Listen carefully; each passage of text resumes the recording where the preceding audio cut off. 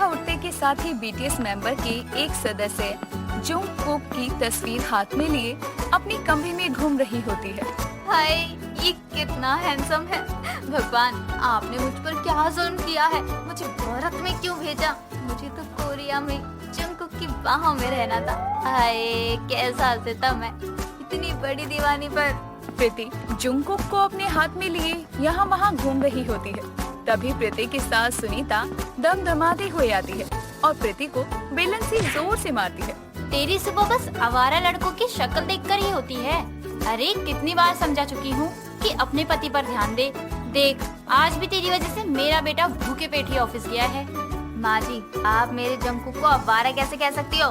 को पता भी है मैं इससे कितना प्यार करती हूँ। और रही बात आपके बेटे की, तो मैंने उन्हें पहले ही बोल दिया था कि जब तक वो मुझे साउथ कोरिया नहीं लेके जाएंगे ना, मेरे जंगकुक से नहीं मिलवाएंगे, तब तक तो भूल ही जाएं कि उनकी कोई पत्नी भी है। हे भगवान, कितनी बेशर्म लड़की है ये। बताओ, किसी पराई मर्द के लिए अपने पति के साथ ऐसे कर रही है। तेरे पेट में जो रोटी जा रही है ना, वो मेरे बेटे की कमाई से ही जाती है, ना कि तेरे उस आवारा के पैसों से। माँ जी, मैं आपको पहले भी समझा चुकी और अब दोबारा समझा रही हूँ कि मेरा जंगकुक ना कोई आवारा नहीं है, उसका नाम है। आपको उसके बारे में कुछ भी बोलना है ना, तो तमीज से बोलो, क्योंकि ये बदतमीजी ना मैं बर्दाश्त नहीं करने वाली।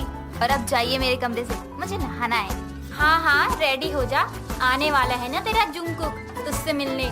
बताओ कैसी लड़की है, एक ऐसे इंसान के पीछे पागल है जिसे ये कभी मिली भी नहीं है। मती, आप क्या खाकर मेरे कमरे में आई हो?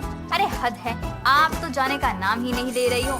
मैं जंगकुक से आज नहीं मिली, लेकिन मिलूंगी जरूर, देख लेना आप भी। प्रीति को जंगकुक को लेकर काफी ज्यादा पागलपन था। वो बस चाहती थी कि वो अपनी जिंदगी में एक बार उससे जरूर मिल ले, लेकिन उसका अभी तक ये सपना ही था। ऐसे ही एक दिन प्रीति अपने पति सूरज के साथ बाहर मॉल में घूमने जाती है, जहाँ पर एक नोटिस बोर्ड पर नोटिस लगा था।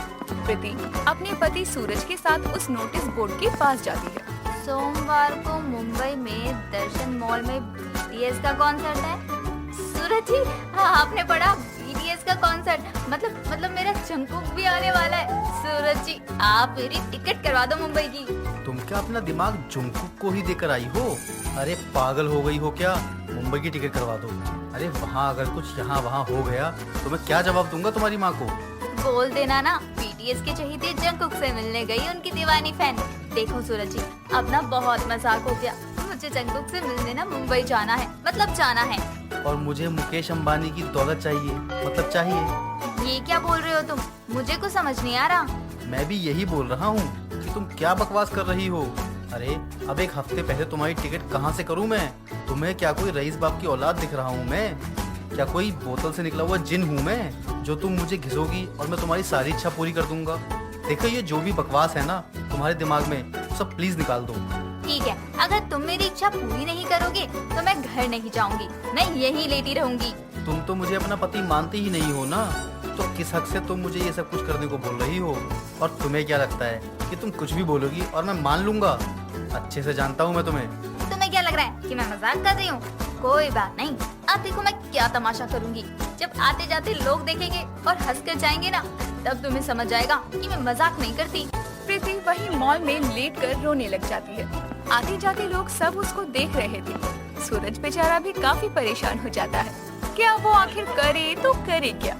कुछ देर बाद सूरज वहाँ से प्रीति को जबरदस्ती घर लेकर चला जाता है। दिन पर दिन प्रीति का जंगकुक के लिए पागलपन बढ़ता जा रहा था।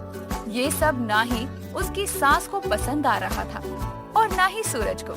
एक दिन प्रीति अपने टी शर्ट पर जंगकुक की फोटो बनवा लेती है और मोहल्ले में घूमने लगती है। ये देखकर सुनीता की पड़ोसन जानकी सुनीता को आवाज लगाकर बुलाती है। अरे सुनीता बहन, तुम्हारी बहू के कपड़े पर किसी लड़के की फोटो है। तुम्हारे बेटे के साथ कि तुम्हारी बहू के संबंध कुछ ठीक नहीं चल रहे हैं। देखो तो कैसे बेशर्मी कर रही है ये। हे भगवान, इस लड़की ने तो पूरे मोहल्ले के आगे मेरा मुंह दिखाने लायक नहीं छोड़ा है। क्या हुआ सुनीता बहन, सब ठीक है ना? कहीं तुम्हारी बहू का किसी लड़के के साथ कोई चक्कर तो नहीं चल रहा, या फिर तुम्हारे बेटे में ही कोई कमी हो, तभी तो बहू का चक्कर चल रहा है। आपको हर बात में मिर्च और मसाला लगाने की बहुत आदत है ना। मेरी बहू का किसी के साथ कोई चक्कर नहीं चल रहा है और दूसरे की बहू के बारे में कुछ भी बोलने से पहले सोच तो लो। इसमें अब मैं कहाँ कोई मिर्च मसाला लगा रही हूँ। अपनी बहू की ही हरकतों को ही देख ले। शादीशुदा लड़की भला ऐसे करती है क्या? किसी दूसरे लड़के की फोटो वाली टी शर्ट पहनकर घूमे। ये तो भारत का लड़का है ही नहीं, ये कोरिया का है। मेरी बहू इसकी फैन है और कुछ नहीं। अब बात को ढक जरूर लो। बात तो यही है कि तुम्हारी बहू हाथ से निकल गई है। तुम मुझे क्या बोल रही है? अपनी बहू बेटी पर जरा ध्यान दे, उन्हें कुछ सिखा, मुझे नहीं। मेरी बहू जैसी भी हो लेकिन तेरी बहू की तरह नहीं है। कम से कम वो मेरी सुनती तो है, लेकिन तेरी बहू तो तेरी सुनती ही नहीं है। हाँ, इतनी सुनती है कि अपने पति के बारे में ही नहीं सोचती। उस दिन तेरी बहू और तेरे बेटे की लड़ाई जब मॉल में हो रही थी तब मैं वहीं थी। मैंने भी सब देखा कि कितनी सुनती है तेरी बहू।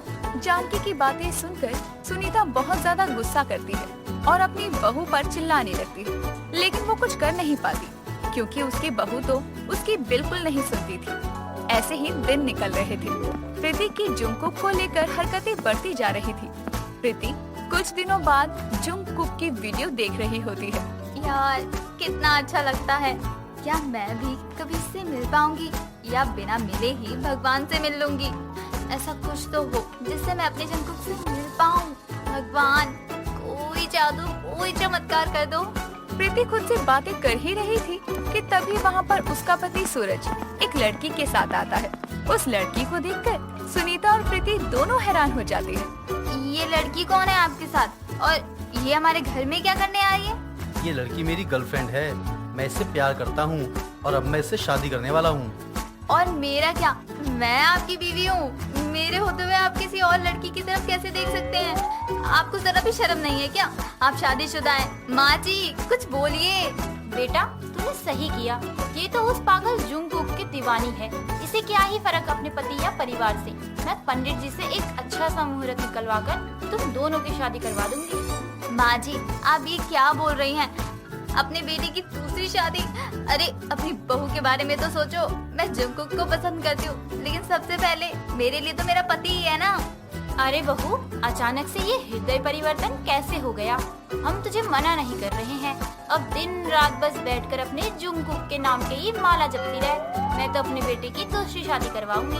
प्रीति मैं तुम्हें तलाक के कागज भिजवा दूंगा, तुम बस साइन कर देना। देखिए आप ऐसा मत कीजिए ना। मुझे माफ कर दीजिए। आगे से मैं ऐसा कुछ भी नहीं करूंगी। तुम्हें सच में अपनी गलती का एहसास है या बस नाटक कर रही हो? हाँ मुझे एहसास है और ना आगे से मैं कभी भी ना ज्यादा जुंगकुक की बात नहीं करूंगी आपके सामने। वैसे भी मेरे लिए तो आप ही मेरा सब कुछ है ना। ये सब तो मैंने तुम्हें सिर्फ सबक सिखाने के लिए किया था और अब जब तुम्हें तुम्हारी गलती का एहसास हो गया है तो ठीक है। प्रीति को अपनी गलती का एहसास होता है और वो माफी भी मांगती है। उसके